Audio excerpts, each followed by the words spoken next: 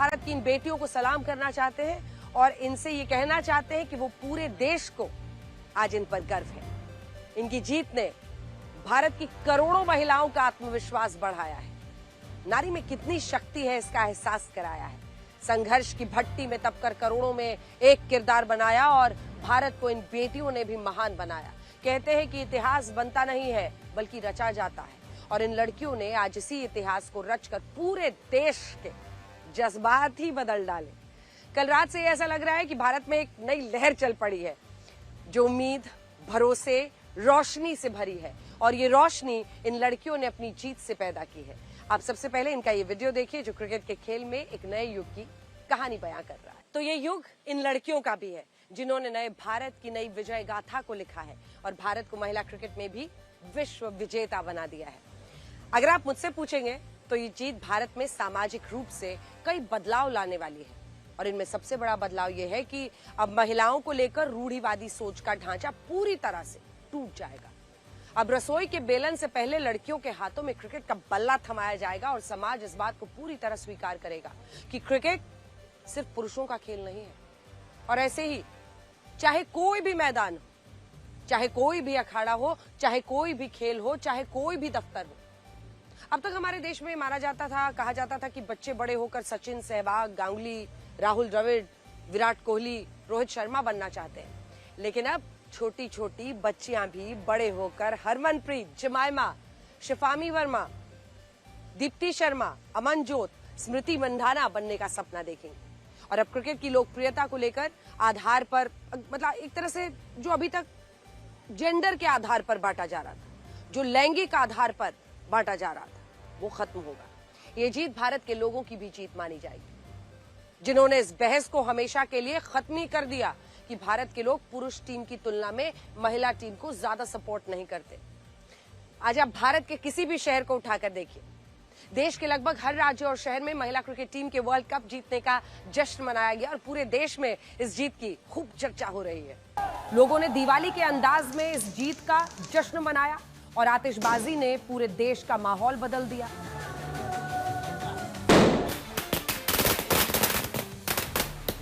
गुजरात से लेकर दिल्ली, पंजाब, हरियाणा, मध्य प्रदेश, तमिलनाडु, कर्नाटक और महाराष्ट्र तक हर राज्य में लोग इस जीत की खुशी में झूमते नजर आए। इस वुमेन्स को दिल से चक दे इंडिया।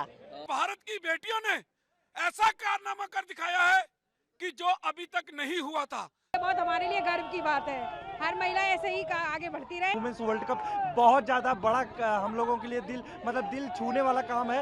इंडिया इंडिया और हमारा इंडिया हमेशा आगे रहेगा। India is great. इस जीत के बाद कप्तान हरमनप्रीत कौर, कपिल देव, महेंद्र सिंह धोनी और रोहित शर्मा के क्लब में शामिल हो गई हैं। और जिस तरह 25 जून 1983 को कपिल देव की अगुवाई वाली क्रिकेट टीम ने सारे समीकरणों को फेल करते हुए वर्ल्ड कप जीतकर इतिहास रचा था, ठीक वैसा ही कारनामा हरमनप्रीत कौर की इस नई और युवा टीम ने भी करके दिखा दिया है। भारत की इस टीम पर वर्ल्ड कप में कोई दांव नहीं लगा रहा है, और जब हम इस वर्ल्ड कप में लगातार 3 मैचेस हार गए थे तब ये कहा जा रहा था कि इस टीम का वर्ल्ड कप से भारत बाहर होना लगभग तय है। लेकिन इन लड़कियों ने हिम्मत नहीं हारी, अपने मन में भरोसे को लगातार जिंदा रखा कि इस बार के वर्ल्ड कप को जीता जा सकता है। और देखिए ये इतिहास हमने रच दिया है। और ये मेहनत रंग लाई और फाइनल में दक्षिण अफ्रीका को 52 रनों से हराकर हमारी महिला क्रिकेट टीम ने सबको हैरान कर दिया।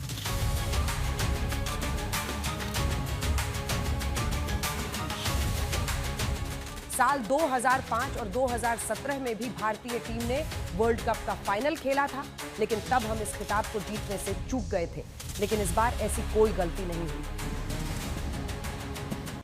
और आपको यकीन नहीं होगा कि इस बार व्यूअरशिप के पिछले सारे रिकॉर्ड्स टूट गए हैं। आपने सही सुना, व्यूअरशिप के, यानी कितने लोगों ने मैच को देखा, इसके सारे पिछले रिकॉर्ड्स टूट गए हैं। अकेले डिजिटल प्लेटफॉर्म्स पर फाइनल मैच को 19 करोड़ से ज्यादा बार देखा गया है। साल 2017 में जब भारत और इंग्लैंड के बीच फाइनल मैच खेला गया था तब इसे 12.5 करोड़ लोगों ने देखा था, 12.5 करोड़ बार देखा गया था। लेकिन इस बार एक नया रिकॉर्ड बन गया है और ऐसा नहीं है कि लोगों ने महिला विश्व कप के सिर्फ फाइनल मैच को ही देखा। इससे पहले शुरुआत के 13 मैचेस को भी 6 करोड़ बार देखा गया था, जो पिछली बार से 5 गुना ज्यादा है। इसी वर्ल्ड कप में भारत और पाकिस्तान के बीच जो मैचेस हुए थे उसे भी 2 करोड़ 84 लाख बार देखा गया।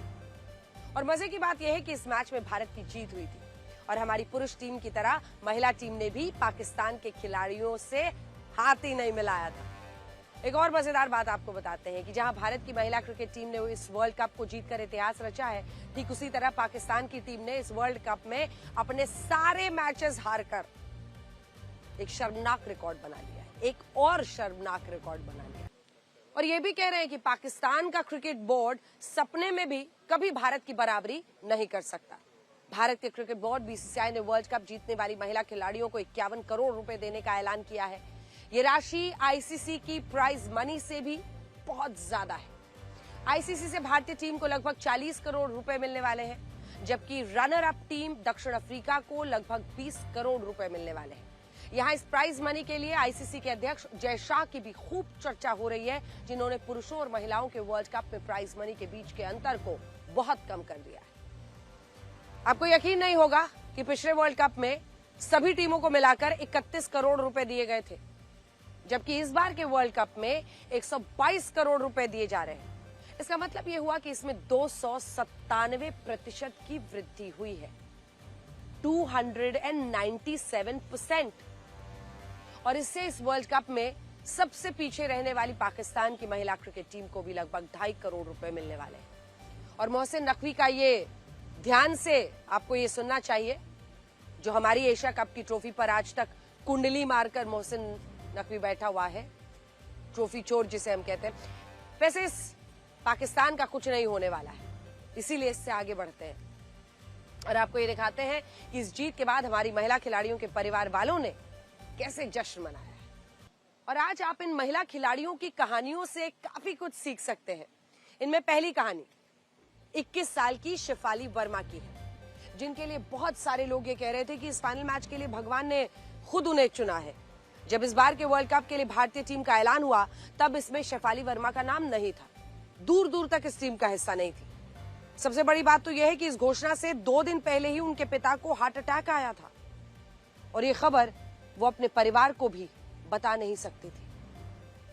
लेकिन इसके बाद एक चमत्कार हुआ और प्रतीका रावल के चोटिल होने के बाद सेमीफाइनल मैच में शेफाली वर्मा को खेलने के लिए बुलाया गया और फाइनल में उन्होंने सबसे ज्यादा 87 रन बनाए और 2 विकेट्स भी लिए। इस तरह जो शेफाली वर्मा वर्ल्ड कप की टीम में चुनी भी नहीं गई थी, जिनके घर में ऐसी विपत्ति आई हुई थी, वो फाइनल में प्लेयर ऑफ द मैच रही और इसे लोग गॉड्स प्लान कह रहे हैं, यानी भगवान की रचना। हरियाणा के रोहतक की रहने वाली शेफाली वर्मा के लिए इस मुकाम तक पहुंचना कभी भी आसान नहीं था। उन्हें सबसे पहले समाज की सोच से जीतना पड़ा, जिसमें लोग उनके पिता को ये कहते थे कि अपनी बेटी को क्रिकेट खिला रहे हो, बेटी को क्रिकेट सिखाकर बहुत गलती कर रहे हो। लेकिन शेफाली वर्मा और उनके पिता ने इस बात को खुद से दूर रखा कि 4 लोग उनके बारे में क्या सोचते हैं, सोचे। उन्होंने अपने खेल पर ध्यान दिया। आज वो इस देश के लिए वर्ल्ड कप जीत कर लाई है। देखिए जी, जिस तरह से जो शेफाली ने कारनामा कर गया, जो उम्मीद थी उसमें कितना खरा उतरी? बिल्कुल 100% खड़ी उतरी। तो क्या उम्मीदें लगाई जा रही थी मैच में उसको? हमने सोचा नहीं था भाई हारेगी टीम, हमने यही सोचा था टीम जीतेगी, चाहे कैसे भी करके जीते। इस जीत का असर ये हुआ है कि छोटी छोटी बच्चियां भी ये कह रही हैं कि वो बड़े होकर शेफाली वर्मा बनना चाहती हैं। और इसी तरह की कहानी 28 साल की दीप्ति शर्मा की है, जिन्हें प्लेयर ऑफ द टूर्नामेंट चुना गया है। दीप्ति शर्मा उत्तर प्रदेश के आगरा की रहने वाली हैं। उनके लिए कहा जाता है कि उनके जैसा भाई हर किसी को मिले।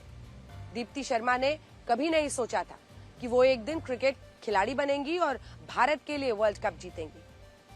उन्होंने दूर दूर तक कभी नहीं सोचा था कि क्रिकेट में उनको ऐसा मौका मिलेगा और वो एक दिन वर्ल्ड कप खेलेंगे। लेकिन एक दिन जब उनके भाई को क्रिकेट सिखाने वाले कोच ने ये देखा कि टैलेंट है दीप्ति में और वो भारत के लिए खेल सकती है, उस दिन से उनके कोच ने उन्हें भी तैयार करना शुरू कर दिया और दीप्ति शर्मा के भाई ने भी उनकी क्रिकेटर बनने में पूरी मदद की। आज आप देखिए कि अगर भारत वर्ल्ड कप जीता है तो इसमें दीप्ति शर्मा की भूमिका सबसे बड़ी है। और दीप्ति पहली ऐसी ऑलराउंडर हैं जिन्होंने वर्ल्ड कप में 15 से ज्यादा विकेट और 200 से ज्यादा रन बनाए हैं और फाइनल मैच में भी उन्होंने 58 रनों की शानदार पारी खेली। दीप्ति शर्मा की मेहनत और उनके जुनून ने हर किसी को प्रेरित किया है और उनका परिवार अब भी विश्वास नहीं कर पा रहा है कि उनकी बेटी ने इतना बड़ा कीर्तिमान रचा है। हमारी बेटियों का जो मनोबल था वो बहुत ऊपर था, वो ऑस्ट्रेलिया को हरा के, और तो मैंने समझा कि साउथ अफ्रीका तो कुछ भी चीज नहीं है उनके आगे, तो निश्चित रूप से हराएंगे। तो वही आज सपना पूरा हुआ हमारा। दीप्ति शर्मा से जो मेरे को उम्मीद थी उससे ज्यादा दीप्ति शर्मा ने मेरे को प्रभावित किया है, अपने देश का मान सम्मान बढ़ाया है। इसके लिए मैं अपने को धन्य मानती हूँ कि आज उसने सारी माओं का मान सम्मान बढ़ाया है, ऐसी बेटियों ने मान बढ़ाया है अपने देश का। मैं इस देश और देशवासियों का सबका धन्यवाद बोलती हूँ। दीप्ति शर्मा की कहानी बताती है कि भारत में प्रतिभा की कमी नहीं है, बस जरूरत है तो उसे पहचानने की। और कुछ इसी तरह की कहानी 25 साल की राधा यादव की है, जिन्होंने गरीबी भी देखी, इस गरीबी में बहुत संघर्ष भी किया, लेकिन उनकी सबसे बड़ी ताकत यह है कि इस गरीबी को उन्होंने कभी अपनी कमजोरी नहीं बनने दिया। मुंबई की रहने वाली राधा यादव के पिता सब्जी और दूध की एक छोटी सी दुकान चलाते। उन्होंने कभी नहीं सोचा था कि वो अपनी बेटी को इस मकाम पर देख पाएंगे। उन्होंने सिर्फ मेहनत की, अपनी बेटी से ये कहा कि वो सपने देखना नहीं छोड़े। और एक दिन राधा यादव जब लड़कों के साथ क्रिकेट खेल रही थी, तब क्रिकेट कोच प्रफुल्ल नाइक की उन पर नजर पड़ी और आज वो भारत के लिए वर्ल्ड कप जीत कर लाई है। कुछ ऐसी कहानी अमनजोत कौर की है। इनके पिता कारपेंटर थे, क्योंकि उनके पास इतने भी पैसे नहीं थे कि वो अपनी बेटी को एक नया बैट खरीद कर दे, इसलिए उन्होंने खुद लकड़ी का एक बैट बनाया। सोचिए, पिता के हाथों से बना हुआ बैट जब हाथ में मिले तो उसमें कैसी ताकत मिलती होगी। तो सोचिए, उनके पिता ने खुद लकड़ी का एक बैट बनाया था। और आप देखिए कि आज अमनजोत कौर ने भारत के लिए इतनी बड़ी उपलब्धि हासिल की है, कई लोगों के लिए वो प्रेरणा बन गई है। 25 साल की जमाइमा की अब बात करते हैं। जमाइमा रॉड्रिग्स और कप्तान हरमनप्रीत कौर की कहानी भी संघर्षों से भरी है और इन सारी कहानियों से आप ये सीखेंगे कि जीवन में एक लक्ष्य और उस लक्ष्य को हासिल करने की जिद होनी चाहिए। इन कहानियों से ये भी पता चलता है कि गरीबी आपके लिए चुनौतीपूर्ण हो सकती है, लेकिन आपके सपनों में कभी बाधा नहीं बन सकती। ये तमाम महिला खिलाड़ी बहुत अमीर परिवारों से नहीं है। इन खिलाड़ियों ने गरीबी, मध्यम वर्ग के परिवारों से अपनी परवरिश हासिल की, संघर्ष किया, लेकिन जिद नहीं छोड़ी, वर्ल्ड चैंपियन बनने का सफर तय किया। और इस देश की हर आम लड़की को ये बताती है इनकी कहानियां कि जब ये ऐसा कर सकती है तो इस देश की हर लड़की अपने सपने को पूरा कर सकती है। देखिए,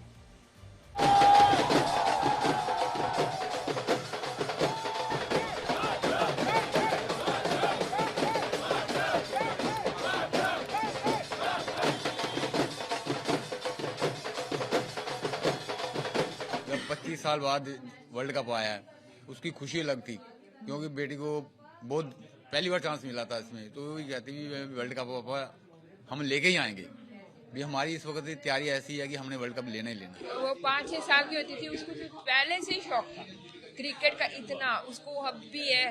क्रिकेट घर में आएगी, दीवारों पे से बॉल मार मार के, तो उसने ऐसे एक कमरा क्रिकेट रूम भी बनाया हुआ है, भी अपना कि ऐसी जिम की एक्सरसाइज भी करती है, ऐसे अपने बॉडी को मेंटेन भी रखती है। और क्रिकेट का तो बहुत ही शौक है, बचपन से था। स्टार्टिंग से देखिए कैसे उसने अलग अलग स्पोर्ट्स में पार्टिसिपेट करती थी, फिर उसने क्रिकेट को चूज किया, पापा उसके साथ लगे कि हाँ मतलब दोनों की ही जर्नी बन गई स्टार्टिंग में बेसिकली दोनों की। तो और फिर चलते रहे डोमेस्टिक से इंटरनेशनल का सफर। फिर हमारा डिसाइड करना कि पोस्टर्स लेके आई थी एक दिन वो घर पे कि हाँ मैं वर्ल्ड कप में पक्का जाऊंगी, कमल तो देखियो मैं सबको प्राउड फील करवाऊंगी, सबको हेल्प करूंगी। तो वो फाइनली मौका आया, उसकी जर्नी हमने देखी, उसका सपना पूरा होता हुआ देखा हमने।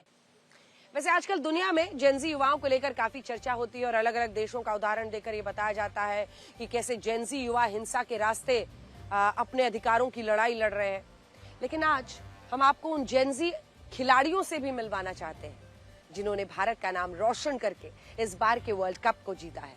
भारत को विश्व विजेता बनाने वाली इस महिला टीम की 16 खिलाड़ियों में से 11 खिलाड़ी जेनजी की हैं।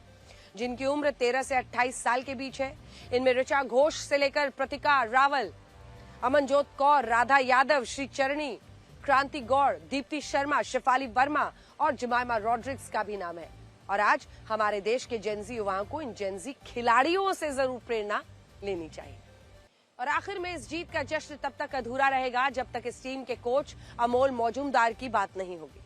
साल 1974 में मुंबई में जन्मे अमोल मौजूमदार का बचपन उसी शिवाजी पार्क के मैदान में बीता जिसने सचिन तेंदुलकर, विनोद कांबली जैसे दिग्गज खिलाड़ी भारत को दिए। खुद अमोल मौजूमदार भी कोच रामाकांत आचरेकर की देखरेख में इन्हीं दोनों खिलाड़ियों के साथ इस मैदान पर खेला करते थे। जब सचिन तेंदुलकर और विनोद कांबली ने एक मैच में 664 रन की ऐतिहासिक साझेदारी की थी, उस वक्त अगला बल्लेबाज जो पैड बांधकर अपनी बारी का इंतजार कर रहा था वो कोई और नहीं बल्कि अमोल मौजूमदार ही थे। अमोल मौजूमदार इन खिलाड़ियों की तरह काफी प्रतिभाशाली थे, लेकिन दुर्भाग्यवश उन्हें भारतीय टीम में इतना खेलने और मेहनत के बाद भी कभी उन्हें खुद जगह नहीं मिली। अपने पहले ही रणजी मैच में उन्होंने 260 रन बनाए थे, जो समय डेब्यू पर सबसे ज्यादा रन बनाने का विश्व रिकॉर्ड था। 2 दशक से ज्यादा लंबे करियर में उन्होंने फर्स्ट क्लास क्रिकेट है उसमें 11,167 रन बनाए और उनका औसतन अगर आप देखिए तो 48 से भी ज्यादा था, 48 से ज्यादा, जो रणजी ट्रॉफी के इतिहास में दूसरा सबसे बड़ा एवरेज है। लेकिन इतनी निरंतरता और प्रतिभा के बावजूद उन्हें कभी भारतीय टीम में जगह नहीं मिली। उन्होंने एक बार कहा था कि क्रिकेट ने मुझे सब कुछ दिया, बस वो कैप नहीं दी जो भारतीय टीम में चुने जाने पर खिलाड़ियों को मिलती है। हालांकि अमोल मौजूमदार ने इस अफसोस को अपनी कमजोरी नहीं बनाया, बल्कि उन्होंने दूसरी राह पकड़ी। साल 2023 में भारतीय महिला टीम के हेड कोच बनने के बाद उन्होंने इस टीम को विश्व विजेता बना दिया और ये आज बहुत सारे लोग ये कह रहे हैं कि उनकी कहानी काफी हद तक चक दे इंडिया के कबीर खान से मिलती जुलती है। आज भारत के युवा अमोल मौजूमदार से ये सीख सकते हैं कि कैसे एक फेलियर, एक नाकामी, उससे कभी भी आपका भविष्य नहीं तय होता है। आप तब तक विजयी रहते हैं जब तक आप खुद के अंदर जीत की भूख को बना कर रखते हैं और खुद हार नहीं मानते हैं। और अमोल मौजूमदार ने ऐसा ही किया। आज उनकी हर तरफ चर्चा हो रही है।